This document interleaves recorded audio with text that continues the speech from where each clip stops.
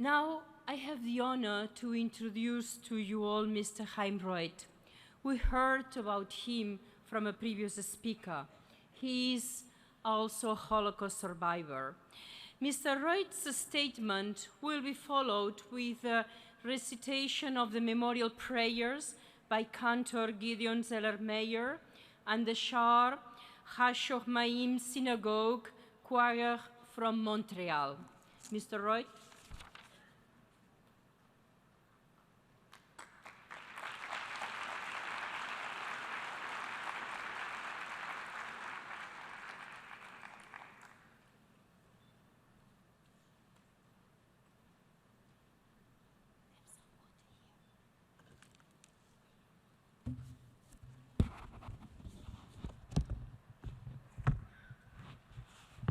Excellencies and distinguished guests. I was born in 1932 in Holland, a country where 140,000 Jews lived before the Holocaust, while only 35,000 survived. I was the youngest child in a family of 6. My parents, Johanna and Shlomo, my older sisters, Rosina and Adela, and my 3 brothers, Joseph, Avram, and Aaron. My parents were modern, middle-class, Orthodox Jews whose family can be traced in Holland back to the 17th century. When I was born, my parents wanted to name me after my beloved uncle, Isaac Roet. My uncle refused, saying that as a child he suffered because of his Jewish name. In 1927, the same uncle allocated a part of his estate to establish an international contest on the promotion of world peace through economic interaction, an issue that at that time was hardly dealt with, but is very, very valid today. The University of Amsterdam continues to hold the Isaac Roet contest to this day. My uncle Isaac was murdered in Auschwitz. Instead of being named after my uncle, I was given a very common Dutch name, Hendrik, Henk, after my aunt Hendrika. She was also murdered in Auschwitz. I was 7 years old when the Germans entered Holland. The Nazis made life difficult for Jews, even for children. I had to wear the yellow star of David on my shirt, on my sweater, and my coat. This was a sign that I was a Jew, with whom, God forbid, other children might play with. I was forbidden from playing in playgrounds, visiting parks, riding a bicycle, using public transportation, and even going to a public school, to which I went. 2 years after the Nazi invasion, Jews were picked up on the streets and taken from their homes. My family was taken to the Jewish theater by a joint team of the SS and the Dutch police. Unfortunately, we heard also before, the Dutch police participated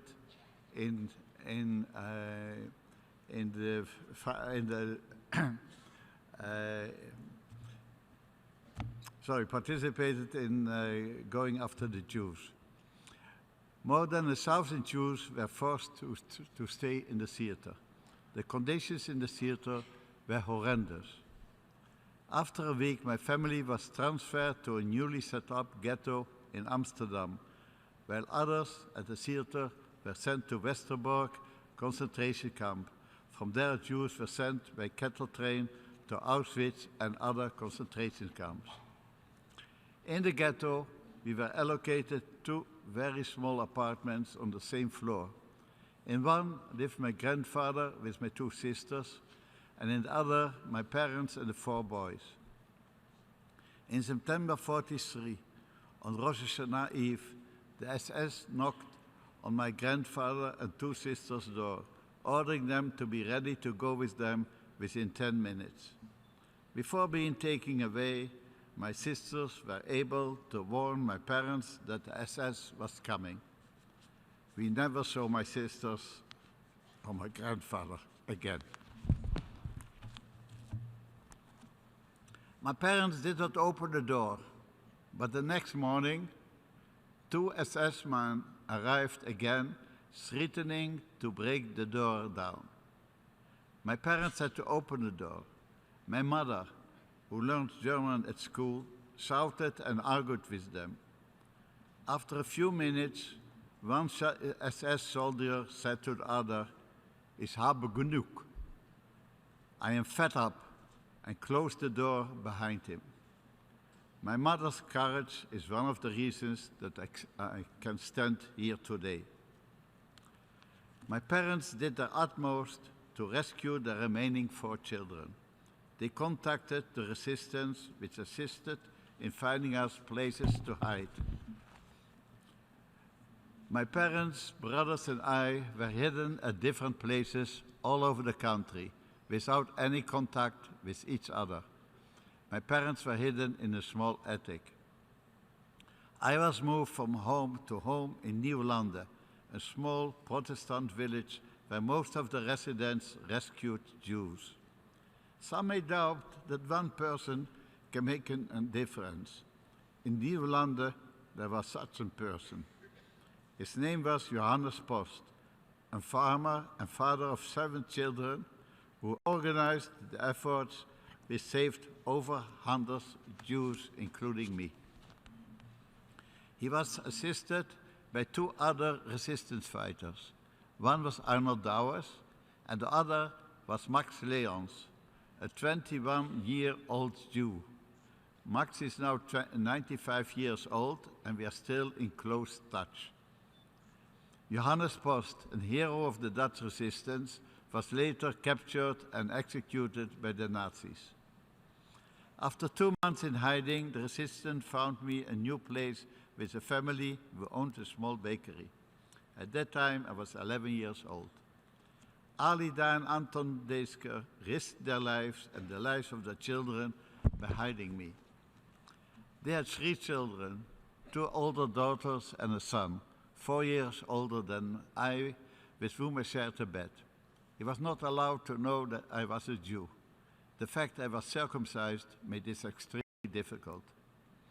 I was introduced as a nephew, whose parents had died in the terrible German bombing of Rotterdam when in one night 40,000 people were killed. Thanks to my uncle, I had a very common Dutch name, as I mentioned, which was coincidentally the same name as my rescuer's son. This made the story that he was a member of the family much more plausible.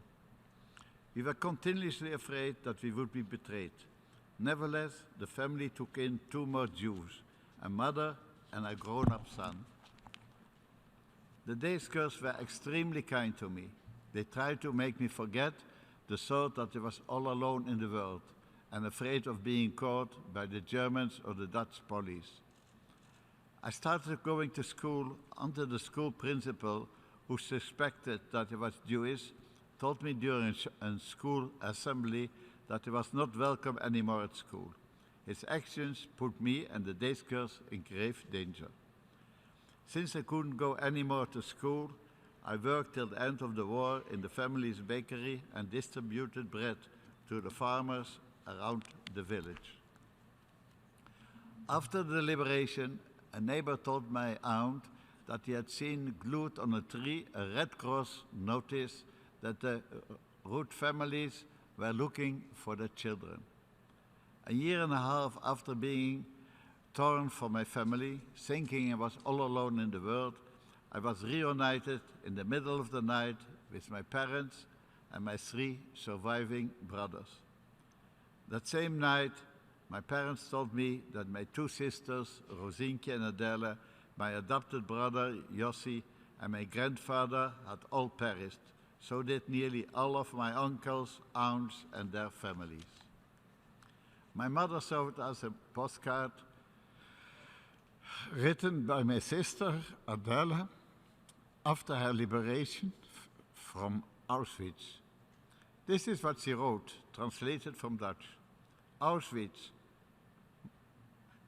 March 12, 1945. Dear loved ones, after a most terrible year in the Birkenau concentration camp, my sister Rosientje died in Auschwitz. I was not present. Grandpa and Uncle Isaac were sent to the gas chambers upon arrival on February 2nd, 1944. Aunt Hendrika died on April 1943. I survived because of willpower, the help of God, and the unforgettable home memories of Friday nights and the holidays. Looking everywhere for my father, mother, and brothers, looking for help to return home soon, to see each other very soon, as soon as possible, Adela. 2 days after the writing the postcard, my sister died. Till her death, my mother kept Adela's postcard in her handbag. After the war, I moved to Israel, married my wife Naomi, who is sitting here, had 3 children, Wardit, David, and Abigail, and have 8 grandchildren, Raz, Ruti, Yotam, Oren, Ido, Dana, Nimrod, and Tamar. My experience in the Holocaust led me to think about how we can remember and what can be learned. What does it mean when we are told that 6 million Jews perished? Can anyone really grasp it? In his book, 2 Cents Plain, Harry Golden, 60 years ago, wrote, and I quote, "The great sadness of our history is that the moral imagination cannot summon the same grief for the casualties of an earthquake than it can for one girl killed by a car." With this in mind, I try to find a way to make the Holocaust more personal, so people can understand the calamity of 6 million souls murdered for being Jewish. Thus I initiated the Unto Every Person, there is a name, memorial project where the names of Nazi victims, their age, birth, and death place are read in public. These ceremonies are held throughout Israel and around the world. Another project I'm working on is recognizing and publicizing the courageous rescue work done by thousands of Jews who saved Jews under the most difficult and dangerous situation. Their deeds have not been recognized and are mostly unknown till today. In the last 25 years, I have concentrated my efforts to assist in fostering more empathy in society towards the sorrows of others and to encourage positive actions and good deeds. The social project in which I now spend most of my time and bring about very good results is CELA. This NGO promotes the improvement team's methodology previously used only in the business world for dealing with major micro-social problems and in assisting NGOs. A new project I'm working on is the Academia for Social Responsibility, which encourages universities to consider the improvement of society as a goal just as important as research work and preparing students for future employment. Looking back, it is heartbreaking that as a world we didn't learn enough from the Holocaust.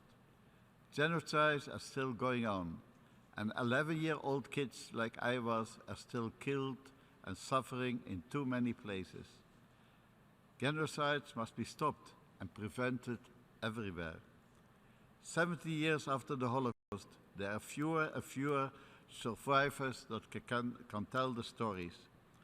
These stories must continue to be told, not only so we can remember the victims, but in order for them to be a constant warning to all, reminding us where blind hate and racism can lead to. Thank you.